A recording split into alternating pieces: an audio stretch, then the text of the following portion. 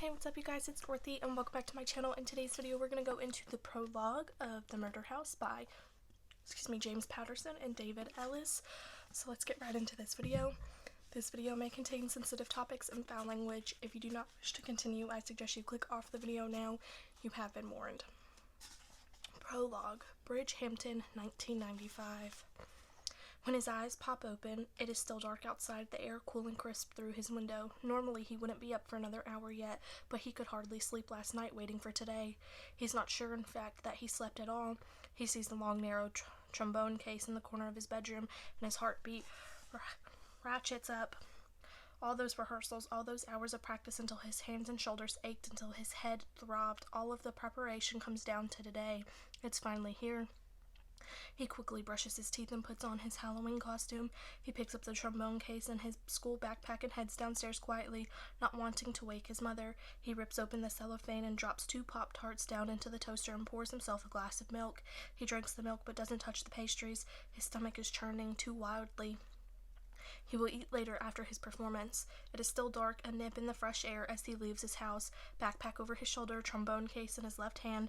At the end of his street he looks to his right, where half a mile away he can see the fog of the Atlantic, dark and endless. His eyes invariably move to the house by the ocean, perched up on a hill, the haunted mansion that even from a distance scowls him. No one ever leaves alive the house at 7 Ocean Drive. A shiver runs through him. He shakes it off and turns left, moving north to on Ocean Drive. He alternates the trombone case between his left hand and his right because it's heavy, and he doesn't want it to affect his performance today.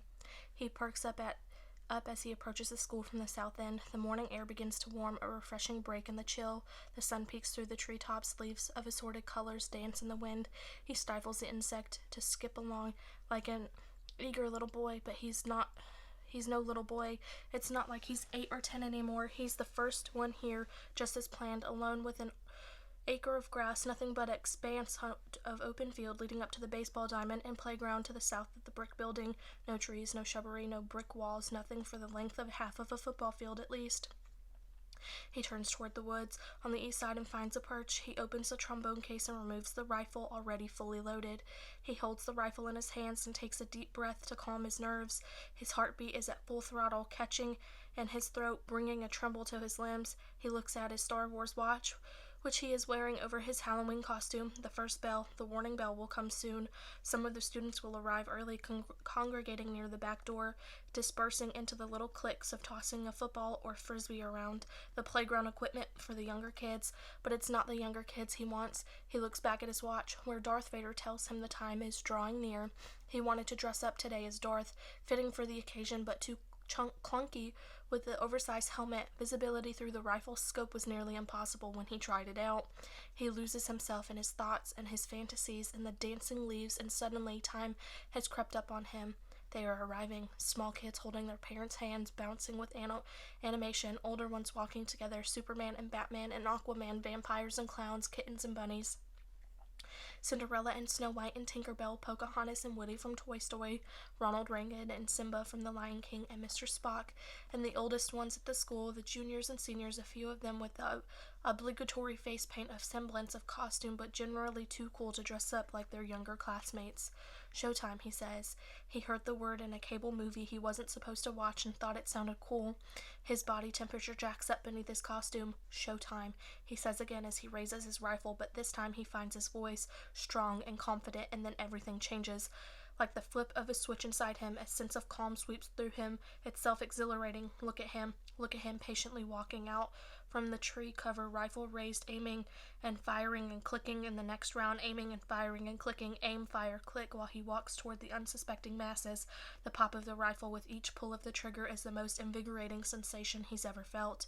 Jimmy Traeger howls in combination of pain and surprise as his back arches as he staggers to the ground.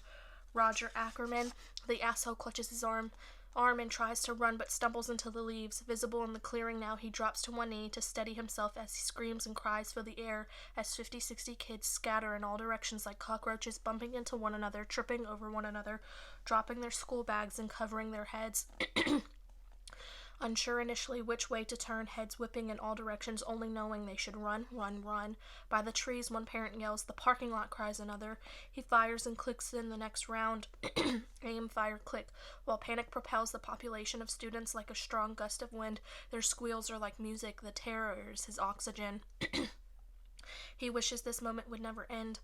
6 hit, 7, 8 in the clearing near him, another half dozen farther away, and then he raises his rifle with a dramatic flare and takes a moment, just a moment, to savor the delicious scene, the power he holds, the havoc he has created. It's like nothing he's ever felt. It's beyond words, this rush, this thrill coursing through him. And then his vision blurs, and it is a moment before he realizes it's not the wind causing it, but his own tears. There are probably a dozen pellets left in his BB rifle, but he's out of time. Faculty will pour out of the building any second. The STPD will be called, and he accomplished what he wanted anyway, just some superficial pellet wounds. But wow, was that fun. And I'm only 12 years old, he thinks. You ain't seen nothing yet. That is the end of this video. I will see you guys in the next one. Bye.